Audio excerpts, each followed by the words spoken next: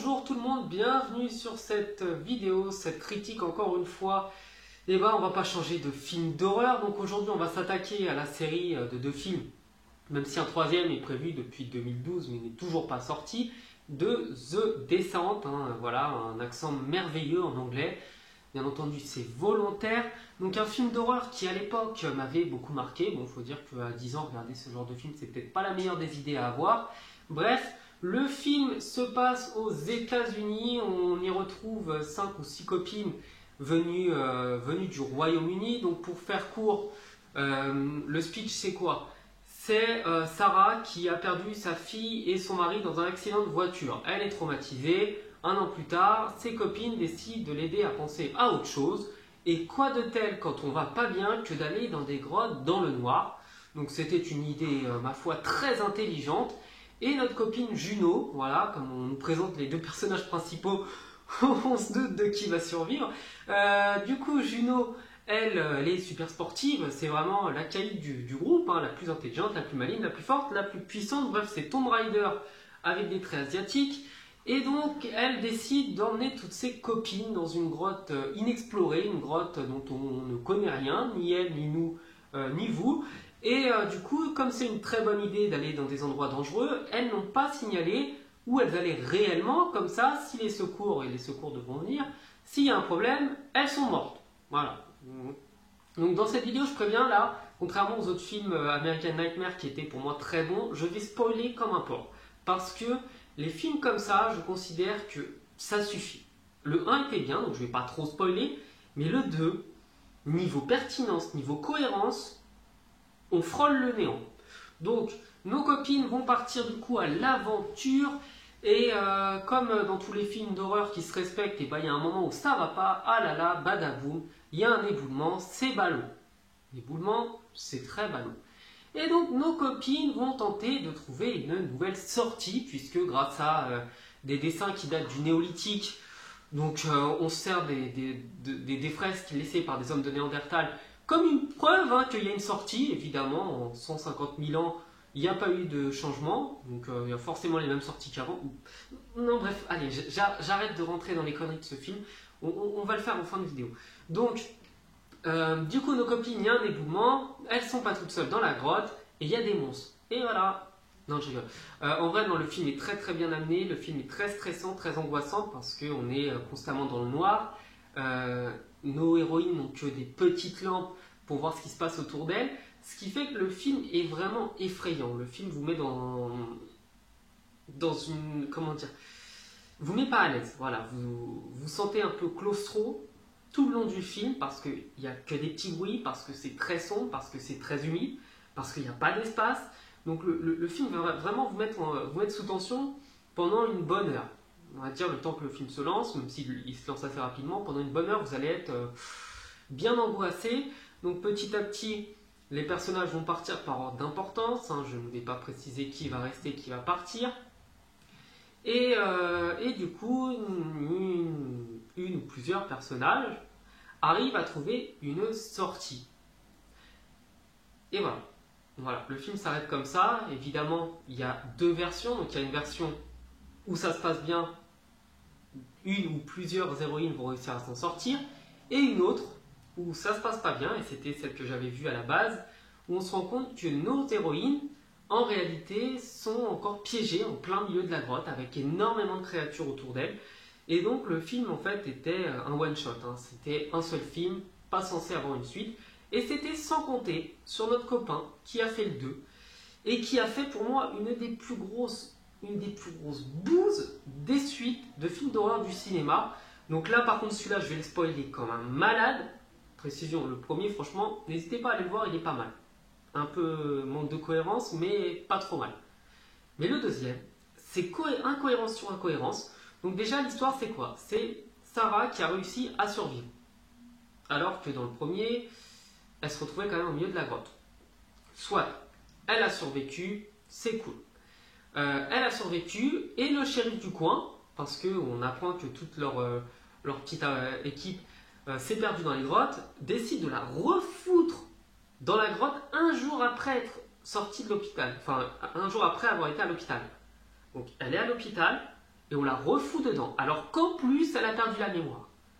Donc là, niveau incohérence, franchement là on est à un niveau hallucinant. On ne renvoie jamais quelqu'un qui a failli mourir dans des grottes. Oh, faut arrêter les conneries là quand même à un moment. Elle a failli mourir. Laissez-la un petit peu reprendre ses esprits. Elle a déjà perdu son mari et sa fille. Elle était déjà en train de péter les plombs. En plus, elle a des pertes de mémoire. Et il y a probablement toutes ses copines qui sont mortes. Mais la foutez pas dans une grotte. Vous êtes sérieux? Donc déjà, c'était la première. La seconde, c'est que les personnes qui vont partir dans la grotte ne sont pas habilitées à le faire. C'est-à-dire qu'on va voir le shérif, l'espèce de débile, qui va aller dans la grotte avec sa coéquipière. Depuis quand on envoie des shérifs faire de la spéléo? Ça, c'est un boulot de spéléologue. C'est un boulot de mecs qui connaissent les grottes, qui savent explorer des grottes. C'est pas le boulot du shérif du comté. Donc ça, déjà, c'était la deuxième. Troisièmement, depuis quand on part dans des grottes avec un pistolet? C'est quoi le but? C'est une mission de sauvetage ou c'est de créer des éboulements? Donc troisième fois que c'est incohérent et on est à peine dans le premier quart d'heure. Donc ensuite, il y a des créatures, évidemment, les créatures reviennent. Cinquième chose, Sarah retrouve la mémoire et plutôt que de renseigner tout le monde et de leur dire mais partez, repartons là où on était, c'est très dangereux. Non, elle fout un énorme coup de pied ou un coup de poing ou je sais pas trop quoi à un gars et elle part. Et elle part s'enfoncer dans la grotte alors qu'elle a la sortie qui est de l'autre côté. Donc ça fait déjà 5 quand même, hein. Ça fait 5 en pas longtemps. Ensuite il y a un coup de feu, évidemment parce que le gars il est débile donc il tire sur les monstres. Il ne les voit pas mais il tire dans une grotte. Donc sixième. Ensuite, du coup, petit à petit, on repasse par les galeries où il y avait un des personnages qui était mort dans le premier et qui s'était retrouvé accroché, sauf qu'elle est censée être accrochée depuis 3 jours. Donc là, d'accord, mais son corps il est complètement bouffé. C'est-à-dire que c'est pas le corps de quelqu'un de 3 jours un petit peu abîmé, un petit peu décomposé, non. Là, c'est un corps qui est complètement cuit. Sauf que quand une des personnages va réussir à sauter pour se servir de son corps comme balancier, il va y avoir une quantité de sang hallucinante. Sauf que ça, c'est pas cohérent, septième chose. C'est pas cohérent parce que quand une personne est morte depuis 3 jours, son sang a coagulé, son sang est solide. Il ne peut pas dégouliner. Donc c'est pas possible. Ça dégouline pas le sang comme ça. Donc ça, c'était encore une petite dose bien hémoglobine, hein, histoire de rigoler. Après, les deux personnages se font tuer alors que je veux dire, la fille a déjà son coéquipier qui s'est sacrifié pour elle, vous ne pouvez pas la faire mourir 30 secondes plus tard. Pourquoi il s'est sacrifié, le gars? Bref. Donc ensuite, huitième incohérence, on va retrouver Juno, qui a survécu, alors qu'aux dernières nouvelles, elle était entourée par peut-être 10 créatures avec un piolet dans la jambe. Donc 10 créatures autour d'elle, un piolet dans la jambe, elle a réussi à survivre. Et elle s'est parfaitement adaptée à la vie dans le noir. Ça, c'est vraiment le retour de Tomb Raider. Là, c'est Tomb Raider, Alicia et de Resident Evil en même temps. Donc elle arrive à se débarrasser des créatures. Entre temps, on va perdre le plus de personnages possible, de toutes les façons possibles et imaginables. Tout ça pour dire que huitième, je crois, incohérence, c'est que quand on retrouve du coup Sarah, déjà bon, elle se bat avec Juno, pourquoi pas, hein, j'ai envie de dire. Bon, ah oui, au passage, Juno avait trompé. Enfin, le mari de Sarah l'avait trompé avec Juno. Bref, en fait, ça apporte rien à l'intrigue en plus.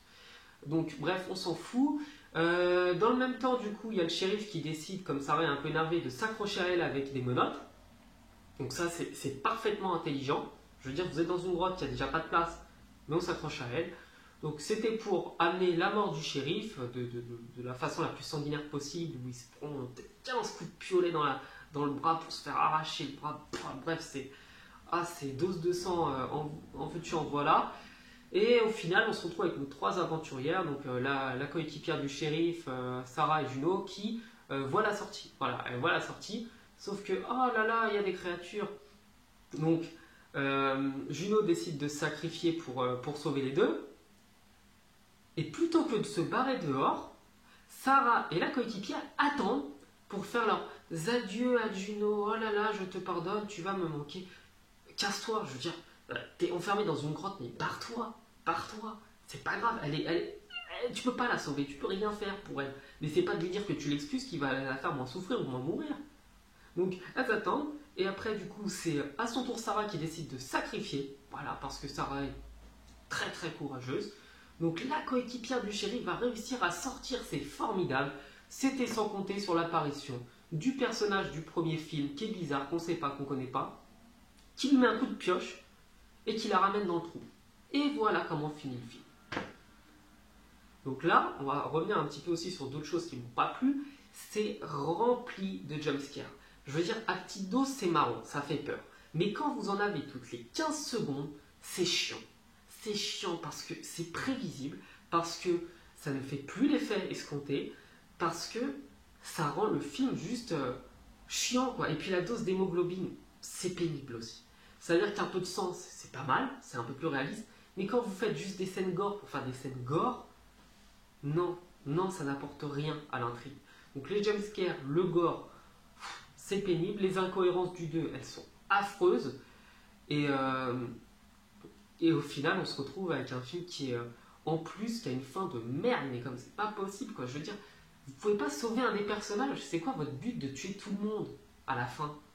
C'est pénible. C'est pénible. Donc, le film, pour le 1, on lui mettra allez, la note de 13, c'est passable. Et le 2, par contre, là, 5 sur 20, ça paye. Ça pardonne pas. Je veux dire, quand vous êtes aussi peu cohérent dans votre suite, vous ne méritez pas d'avoir la moyenne sur une note. Donc voilà, je déconseille fortement le 2 parce que le 1 pour moi avait déjà sa propre fin et elle était déjà pas trop mal. Mais le 2, c'est lourd. C'est franchement lourd. Donc voilà, je vous souhaite de passer une bonne journée. Je vous dis à la prochaine sur la chaîne. À bientôt. Ciao.